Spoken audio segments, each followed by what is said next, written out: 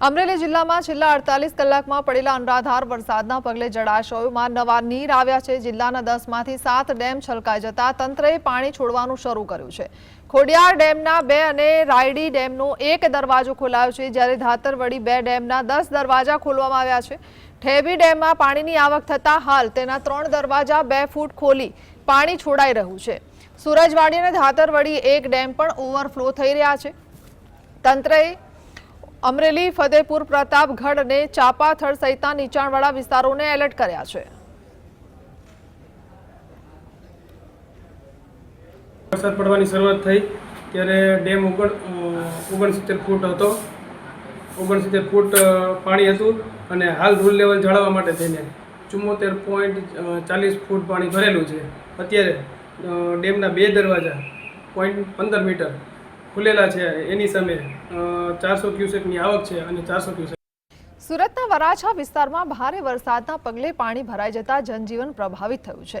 વરાછા ખાંડ બજાર પાસે આવેલી સર્વોદય બેંક નજીક પાણીનો ભરાવો થતા 21 લોકો ફસાયા હતા। આ ગંભીર પરિસ્થિતિને ધ્યાનમાં રાખીને સુરત ફાયર વિભાગની ટીમ તાત્કાલિક ઘટના સ્થળે પહોંચી હતી અને બોટની મદદથી તમામ લોકોને હેમખેમ રેસ્ક્યુ કરીને સુરક્ષિત સ્થળે ખસેડ્યા હતા। હાલ શહેરમાં વધુ પાણી ભરાયેલા વિસ્તારોમાં ફાયર વિભાગની ટીમો દ્વારા યુદ્ધના ધોરણે રાહત અને બચાવ કામગીરી હાથ ધરવામાં આવી રહી છે।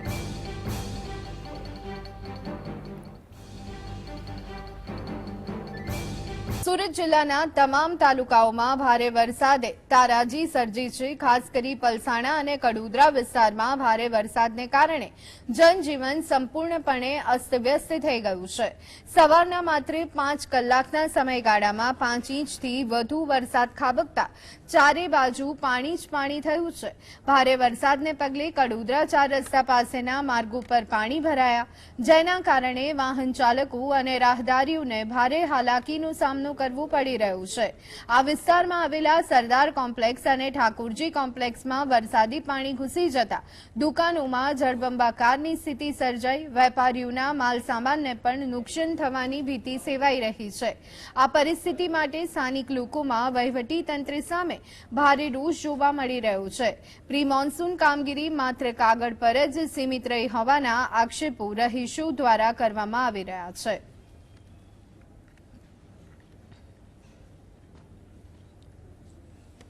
સુરતના વરાછા વિસ્તારમાં ભારે વરસાદને પગલે પાણી ભરાઈ જતા જનજીવન પ્રભાવિત થયું।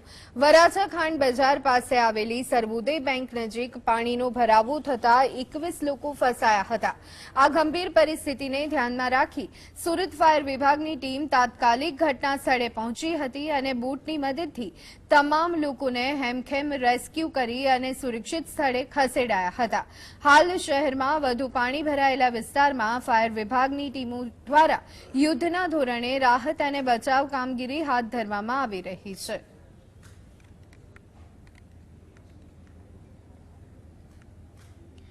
તો સુરતમાં ભારે વરસાદને કારણે નાના વરાછા સ્થિત આદર્શ નિવાસી શાળામાં પાણી ભરાતા વિદ્યાર્થીઓ ફસાઈ ગયા હતા। વિદ્યાર્થીઓની સુરક્ષાને સર્વોચ્ચ પ્રાથમિકતા આપી અને સરથાણા પોલીસે તાત્કાલિક રેસ્ક્યુ ઓપરેશન હાથ ધર્યું। જીવના જોખમે પોલીસ જવાનોએ દોરડાની મદદથી 37 વિદ્યાર્થીઓ અને શાળાના 12 સ્ટાફ સભ્યોને સુરક્ષિત રીતે બહાર કાઢ્યા। સુરત મહાનગરપાલિકાએ પણ જરૂરી વ્યવસ્થા અને સંકલન સાથે તમામ વિદ્યાર્થીઓને સલામત સ્થળે સ્થળાંતરિત કરવાની કામગીરી પૂર્ણ કરી હતી। સમયસર કરાયેલા રેસ્ક્યુ અને સ્થળાંતરના કારણે તમામ બાળકો સુરક્ષિત રહેતા મોટી દુર્ઘટના ટળી હતી। જૂનાગઢમાં વિવિધ રોડ રસ્તાની કામગીરી અને મહાનગરપાલિકાની બેદરકારીના કારણે આજે એક ચોંકાવનારી ઘટના સામે આવી। શહેરના પોશ વિસ્તાર ગણાતા રાધાકૃષ્ણનગર સોસાયટીમાં એક સ્કૂલ વાન ગેસ લાઇન માટે ખોદવામાં આવેલા ખાડામાં ફસાઈ જતા દોડધામ મચી ગઈ। એકલવ્ય પબ્લિક સ્કૂલની આ વાન વિદ્યાર્થીઓને શાળાએથી પરત ઘરે મૂકવા જઈ રહી હતી, ત્યારે રાધાકૃષ્ણનગર સોસાયટીમાં ટોરેન્ટ ગેસ કંપની દ્વારા ગેસ લાઇન નાખવા માટે કરવામાં આવેલા ખોદકામના કારણે આ વાન તે ખાડામાં ફસાઈ ગઈ। વાન ફસાઈ જતા તેમાં સવાર વિદ્યાર્થીઓમાં ગભરાહટ ફેલાયો। અંતે ડ્રાઈવરે સમય સૂચકતા વાપરી અન્ય વાહનની વ્યવસ્થા કરી હતી અને તમામ વિદ્યાર્થીઓને સુરક્ષિત રીતે તેમના ઘરે પહોંચાડ્યા હતા।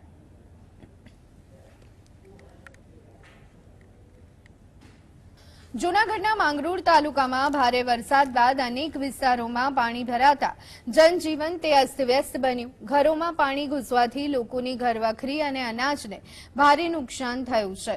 સ્થાનિકોની માંગ બાદ તંત્ર હરકતમાં આવ્યું અને પમ્પિંગ મશીનોની મદદથી યુદ્ધના ધોરણે પાણીના નિકાલની કામગીરી તે હાથ ધરાઈ. અસરગ્રસ્ત વિસ્તારોમાં તંત્રની ટીમો સતત મોનિટરિંગ કરી રહી છે, તો બીજી તરફ નુકસાન ભોગવનારા લોકોએ યોગ્ય સર્વે કરી અને વળતર ચૂકવવા માટેની માંગ કરી. આ અંગે મામલતદાર વીબી મોરી, ખારવા સમાજના પટેલ પરશુત્તમભાઈ અને દામોદર ચામુંડિયાએ પરિસ્થિતિની ગંભીરતા દર્શાવી તંત્રને ઝડપી રાહત કામગીરી કરવા માટે અનુરોધ કર્યો. લોકો જનજીવન સામાન્ય થવાની આશા રાખી રહ્યા છે.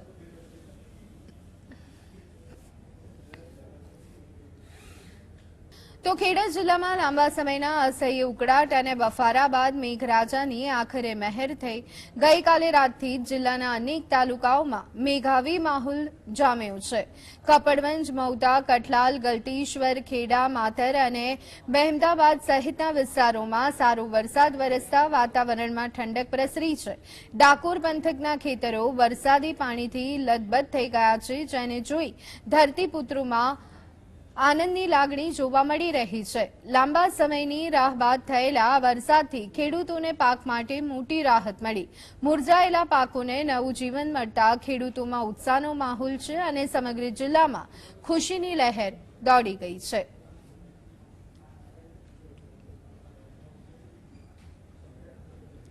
તાપી જિલ્લામાં થયેલા કેટલાક દિવસોથી વરસી રહેલા અનરાધાર વરસાદને કારણે જનજીવન ખોરવાઈ ગયું છે. ખાસ કરી ગ્રામીણ વિસ્તારોમાં માર્ગ અને વાહન વ્યવહાર પર ગંભીર અસર જોવા મળી.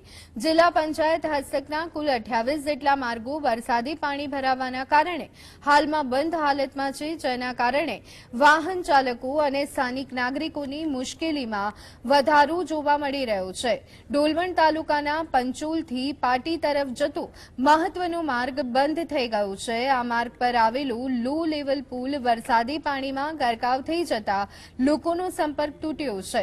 પરિણામે સ્થાનિક ગ્રામજનો અને નોકરી ધંધાર્થે જતા લોકોને લાંબો ચક્રાવો લઈ અને તાલુકા મથક સુધી પહોંચવાની ફરજ પડી છે.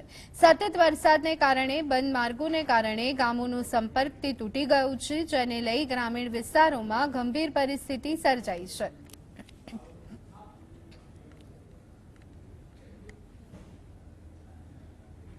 વલસાડના ધરમપુર અને કપરાડામાં ધોધમાર વરસાદને પગલે નદી નાળા બે કાંઠે વહી રહ્યા છે, જેના કારણે જનજીવન તે પ્રભાવિત થયું. કપરાડાના બુરલા નજીક કોલક નદીના પાણી લો લેવલ કોઝવે પર ફરી વળતા અનેક ગામોનો સંપર્ક કપાયો. ભારે વરસાદ અને પાણીના સ્તરને ધ્યાનમાં રાખી સુરક્ષાના ભાગરૂપે જિલ્લાના કુલ 139 રસ્તાઓ વાહન વ્યવહાર માટે બંધ કરાયા. નદીના પાણી કિનારો વટાવી અને વહી રહ્યા હોવાથી નીચાણવાળા વિસ્તારોમાં મુશ્કેલી વધી છે અને તંત્ર દ્વારા સ્થિતિ પર ચાંપતી નજર રાખવામાં આવી રહી છે.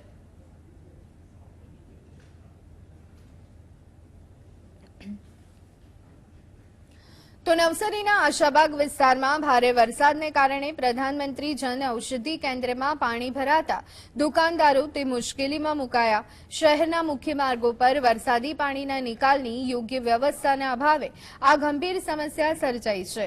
સતત વરસી રહેલા વરસાદને પગલે મેડિકલ સ્ટોરમાં પાણી ઘૂસી જતા દવાઓ અને સામાનને નુકસાન થવાની ભીતિ સેવાઈ રહી છે, જેના કારણે વેપારીઓ ચિંતિત બન્યા છે.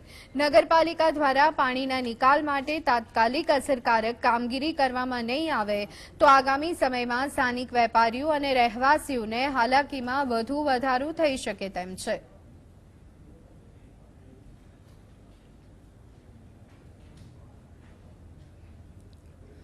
નવસારીમાં વરસાદના રેડ એલર્ટ છતાં કેટલીક શાળાઓ ચાલુ રહેતા વિદ્યાર્થીઓ મુશ્કેલીમાં મુકાયા. જિલ્લા કલેક્ટરે રજા જાહેર કરી હોવા છતાં અમુક શાળા સંચાલકોની મનમાનીને કારણે ભારે વરસાદની વચ્ચે વિદ્યાર્થીઓએ પાણી ભરાયેલા રસ્તાઓ પાર કરવા પડ્યા. નીચાણવાળા વિસ્તારોમાં પાણી વધતા વાલીઓ પોતાના બાળકને ખભે બેસાડી શાળાએથી ઘરે લઈ જવા માટે મજબૂર બન્યા હતા. સંચાલકોની મનમાનીએ વાલીઓમાં ભારે રોષ જગાવ્યો છે.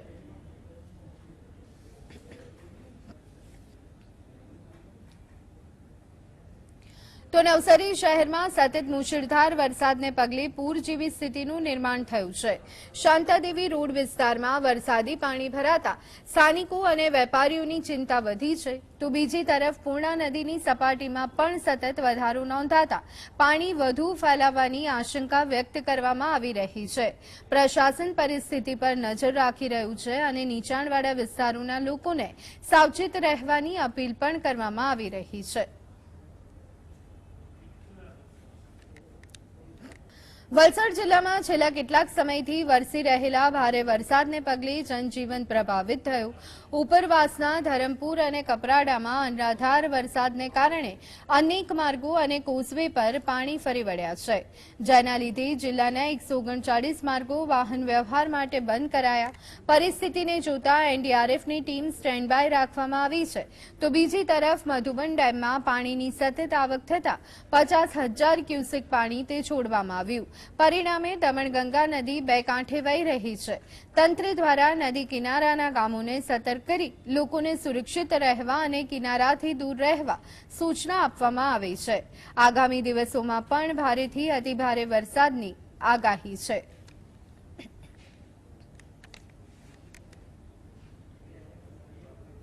વલસાડના ધરમપુરમાં ભારે વરસાદને પગલે તિસ્કરી ગામમાં હૃદયદ્રાવક ઘટના બની. ભારે વરસાદને કારણે રસ્તો પાણીમાં ગરકાવ થતા પિતા અને તેમની માસૂમ પુત્રી પાણીના તેજ પ્રવાહમાં આવેલા ઊંડા ખાડામાં ખાબક્યા હતા. આ સમયે ડૂબી રહેલા પિતા પુત્રીને જોઈ અનેક સાહસી સ્થાનિક યુવકે પોતાના જીવની પરવા કર્યા વગર પાણીમાં ઝંપલાવ્યું. તેણે ભારે જહેમત બાદ માસૂમ બાળકીને હેમખેમ બચાવી, પરંતુ કમનસીબે પિતા સંદીપભાઈ પાણીના પ્રવાહમાં તણાઈ ગયા. હાલ સ્થાનિકો અને વહીવટી તંત્ર દ્વારા તણાઈ ગયેલા સંદીપભાઈને શોધવા માટે યુદ્ધના ધોરણે સઘન શોધખોળ હાથ ધરવામાં આવી છે.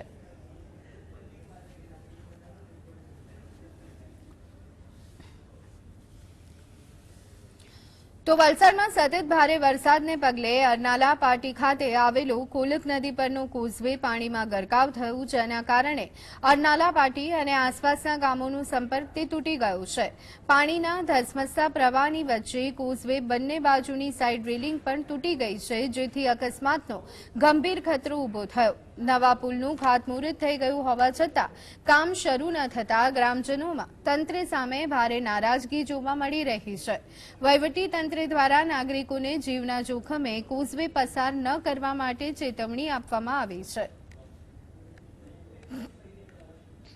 સુરતના સહારા દરવાજા અને વેસુ વિસ્તારમાં ભારે વરસાદને કારણે જનજીવન અસ્તવ્યસ્ત થયું.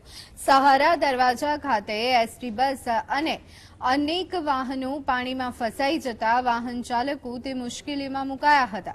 તો બીજી તરફ પોશ ગણાતા વેસુ વિસ્તારમાં પણ પાણી ભરાઈ ગયા હતા, જ્યાં શ્યામ મંદિર પાસે એક એમ્બ્યુલન્સ પણ પાણીમાં ફસાઈ હતી. તંત્ર દ્વારા રાહત અને બચાવ કામગીરી શરૂ કરવામાં આવી છે, પરંતુ સતત વરસાદને લીધે વાહન વ્યવહાર અને સામાન્ય જનજીવન પર ગંભીર અસર જોવા મળી રહી છે. તો આ ઉપરાંત એસટી બસ પર ફસાઈ ગઈ હતી.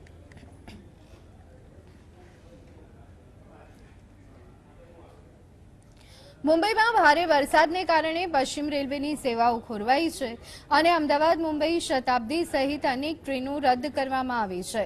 મુંબઈ સેન્ટ્રલ ડિવિઝનમાં જળભરાવને લીધે સુરત મહુવા, જામનગર બાંદ્રા, પોરબંદર દાદર અને ભાવનગર આસનસોલ જેવી મહત્વની ટ્રેનો તે રદ કરાઈ. જ્યારે ઓખા મુંબઈ સૌરાષ્ટ્ર મેલ પણ 9 જુલાઈએ દોડશે નહીં. વેરાવળ બાંદ્રા સૌરાષ્ટ્ર જનતા એક્સપ્રેસ હવે અમદાવાદથી જ સંચાલિત થશે. રેલવે તંત્રએ મુસાફરોને મુસાફરી કરતા પહેલા ટ્રેનનું સ્ટેટસ ચકાસવા માટે ખાસ અપીલ કરી છે.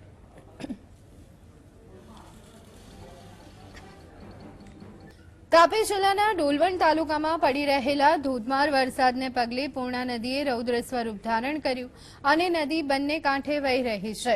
નદીમાં નવા નીર આવતા ખેડૂતો અને પશુપાલકોમાં ખુશીનો માહોલ જોવા મળી રહ્યો છે, પરંતુ વધતા જળસ્તરને જોતા વહીવટી તંત્ર દ્વારા નદીના પટમાં ન જવા માટે લોકોને અપીલ કરવામાં આવી.